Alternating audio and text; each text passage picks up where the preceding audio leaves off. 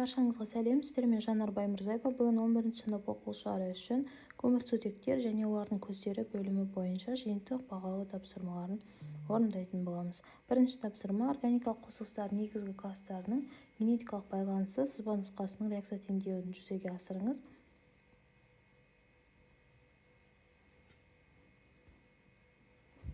Сонымен нормал гексаннан цикло гексан алу реакция теңдеуі бірінші. Мына жақтағы мына жердің реакциясы. Одан кейін циклогексаннан бром алу екінші реакция. Мына жақта 2. Үшінші реакция. Да, үшінші реакция 4 және 5.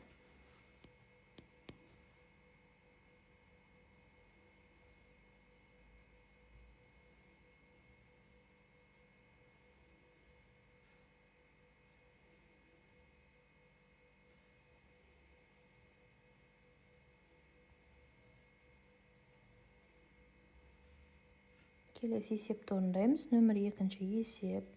В ацетилен берілген, осын жазамыз. 6-да 72 литр. В бензол берілген, салты H6 тең 5 мл. Ро бензол берілген 0,88 грамм миллилитр алынды. Бензолдың шығымын табыңыз. Шешуі.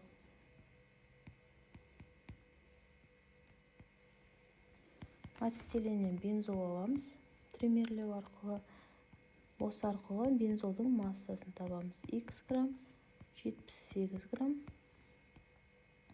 67-де 2 литр, 22 тоннан 4-ті 3-ке көбейтсек 67-де 2 шығады.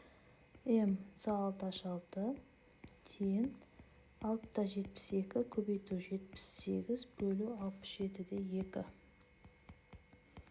7,8 грамм. Бұл М теория.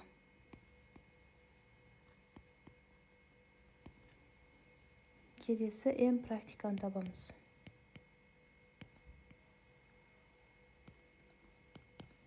Роны ваға көбейтеміз. 5 мл-ді көбейтеміз 0,88 грамм миллилитрге. Тең 4,4 грамм шығады. Шығым дегеніміз М практикалықты М теориялыққа бөліп 100%-ға көбейткенге тең. Практикалық масса бізде 4,4 грамм, теориялық масса 7,8 грамм. Осыны 100%-ға көбейтеміз. 56% шығады.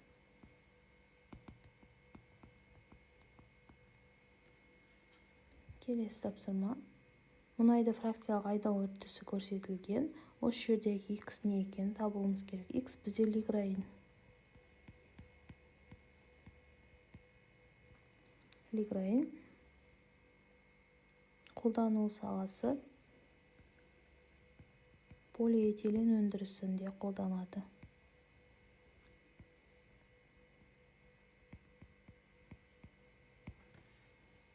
Көп мөлшерде парник эффект туғызатын оттың түрі, бұл жерде көмір қышқыл газы. Қышқыл жаңбыр тудыратында бұл жерде көмір қышқыл газы.